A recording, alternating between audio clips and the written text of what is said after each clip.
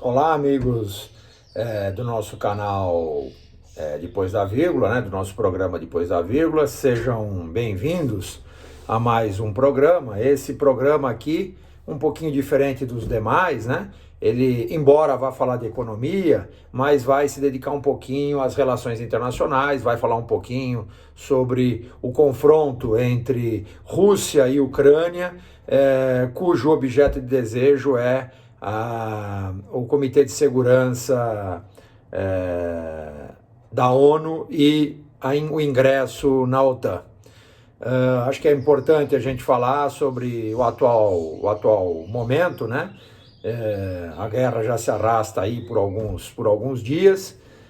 Foram progressivamente tomadas algumas sanções econômicas, podemos chamar de sem precedentes, adotadas pelos Estados Unidos e aliados, né? O fato é que o efeito pretendido, não custa lembrar, é o desestabilizar a economia russa e, obviamente, isso já está produzindo efeitos, né? Na manhã dessa segunda-feira, né, a moeda russa já caía mais de 30% no mercado. O Banco Central Russo, para defender o saque translocado da população sobre a moeda, ou seja, para ter recursos na mão, dobrou a taxa de juros de 9,5% para 20%, mais do que dobrou, né? E isso, obviamente, criou um processo maluco, né? Relatos de corridas a caixas eletrônicos, né? As casas de câmbio foram entupidas do povo russo. Aí a pergunta que fica, né? Afinal, o confronto é com a Ucrânia e o porquê que o povo russo sofre? Bom, é óbvio que todo confronto, né? Todo conflito que escala o confronto, ou seja, o conflito ainda que tem alguma chance de negócio, né? Uma chance de acordo, e quando ele escala o confronto, no caso bélico, ele produz, evidentemente, efeitos negativos dos dois lados, né? E no programa de hoje, até o final, nós vamos falar um pouquinho sobre o que sobra para o Brasil nessa confusão toda. Para o Brasil e, obviamente, para o resto da Europa e, por que não dizer, para o resto do mundo. É uma situação complexa, porque o povo russo agora, com uma decisão da retirada de mais de 70 bancos, né? Perdão, de mais de 70% dos grandes bancos russos, inclusive o Banco Central, do Sistema Eletrônico de Pagamentos Internacionais, o SWIFT, e tirar o acesso do Banco Central às suas reservas, né, fez com que causasse um estrangulamento inesperado pela cúpula russa, ou seja, pelo governo russo, e provoca, obviamente, uma onda de desconfiança à população que já não era majoritariamente, ou muito longe disso, já não apoiava majoritariamente o confronto entre o seu país, ou seja, a Rússia, e os ucranianos, né? O congelamento de reservas cambiais, que é o que está acontecendo na prática, uma decisão tomada de sábado para domingo, ou seja, de sexta para sábado já tinha sido tirado os bancos do sistema SWIFT, o sistema de pagamentos internacionais. E o que significa isso, né, na verdade, né? O que na prática significa isso, né? Só para a gente dar um recortezinho no SWIFT. O SWIFT é uma ferramenta, é um código, né? É quase que um Pix, vamos imaginar assim, em que habilita exportadores e importadores de trocar reservas entre países através dos seus acordos comerciais. Muito bem. Evidentemente que exportadores e importadores com a Rússia, no caso específico o Brasil, eu falei que eu ia falar sobre isso, hoje o Brasil tem negócios na ordem de 5 bilhões de dólares, não é muita coisa, mas tem na ordem de 5 bilhões de dólares com a Rússia, majoritariamente, ou seja, 70% desse valor, a 80% é dentro do agronegócio, né, entre fertilizantes e vendas de carnes. É muito importante a gente lembrar disso, né? Parte desse grande volume, vamos assim imaginar, né, 5 bilhões de dólares, parte disso, quase que mais de 60%, é venda de carnes, é venda de frigoríficos ao mercado russo. E, evidentemente, com a saída do SWIFT, né, com a saída do Sistema Internacional de Pagamentos, nem Brasil recebe nada e nem a Rússia vai receber pagamentos do Brasil, aqueles que estão interessados no pagamento da importação de fertilizantes.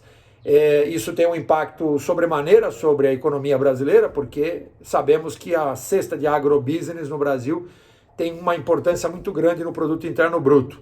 Então, certamente teremos problemas aí no campo,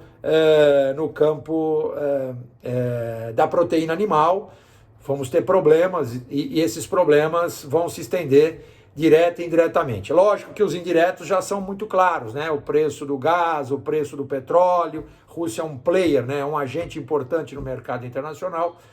Então, os bloqueios, né? Para a gente só ser mais objetivo, os bloqueios russos pelo mundo prevêem, no entanto, não só isenções vinculadas às exportações, como acabei de dizer, mas é uma tentativa de limitar um previsível efeito bumerangue adverso das economias de países que estão impondo as sanções, né? Então, existe uma certa autodefesa aí, ou seja, a gente está praticamente bloqueando os recursos, né? Evitando com que a Rússia seja também agressiva com aqueles que não estão permitindo as relações comerciais.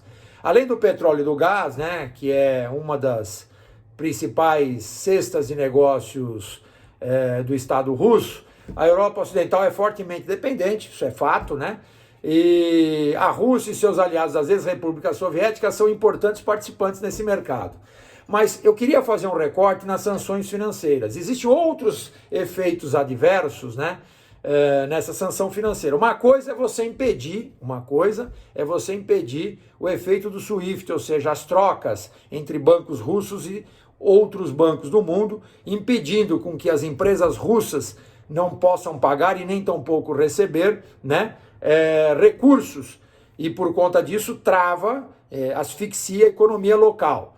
O fato de você congelar as reservas do Banco Central, isso também é um outro importante problema e que acaba não só criando um problema de soberania, né, da Rússia sobre suas reservas, que passam de 600 bilhões, né, mas vai entrar uma discussão técnica sobre: será que um conflito qualquer pode tirar a liquidez internacional de qualquer papel? Porque, veja, parte das reservas russas estão em títulos soberanos, americanos, ingleses, franceses, e eles não podendo sacar esses títulos e não podendo transformar isso em recursos, isso tira o que nós chamamos do direito liberal sobre a sua propriedade. Então é um negócio muito complexo, e aí a gente pode estar criando um ambiente propício para um calote futuro. Veja como esse processo é bem complicado, né? É bem complicado. Então, para a gente poder entender melhor, né, as reservas cambiais russas performam mais ou menos uns 630 bilhões. Né? Elas não estão aplicadas em dinheiro vivo e guardadas em cofres, como nenhum país faz isso. Né? Como todos os países que não podem emitir moeda de reserva internacional, a Rússia mantém recursos, obviamente, numa proporção majoritária, em títulos da dívida soberana, né, da própria emissão deles, emitidos por tesouros também de outros bancos centrais. Então, ao vender esses títulos, os tesouros nacionais ou os BCs se comprometem a restituir o detentor dos papéis, aqueles que investem em títulos públicos russos, com o devido rendimento combinado. Se eu não tenho acesso a vender os papéis que lá estão depositados, eu não posso pagar o poupador dentro do mercado de capitais russo, ou seja, não posso pagar dentro do sistema financeiro russo.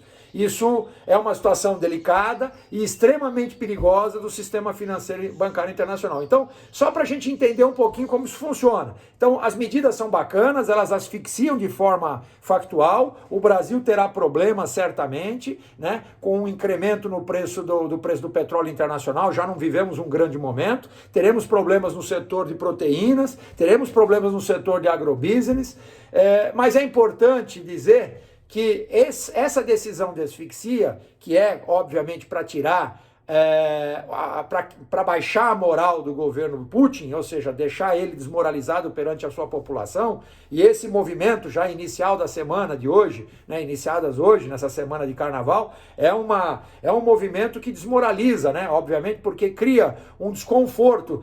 Por mais que seja negociada uma saída para esse confronto, ele já produz efeitos deletérios sem precedentes. né? Então, é apenas para que a gente possa entender um pouquinho como que funciona esse processo, né? Então, depois que a gente constata que a Rússia terá sanções no campo do SWIFT, em mais de 70% dos seus bancos, que não poderão emitir nem receber ordens de pagamento, estarão fora do sistema de pagamento internacional, asfixiando fortemente a economia russa. Mas aí ainda estaria a Rússia com as reservas do Banco Central depositado nos bancos centrais dos bancos centrais. Ou seja, ela poderia acessar junto aos bancos suíços, aos bancos americanos, ao Banco Central americano, Banco Suíço, Banco Central suíço, Banco Central alemão, podia acessar suas reservas em papéis soberanos e vender essas reservas para trazer dinheiro para casa e fazer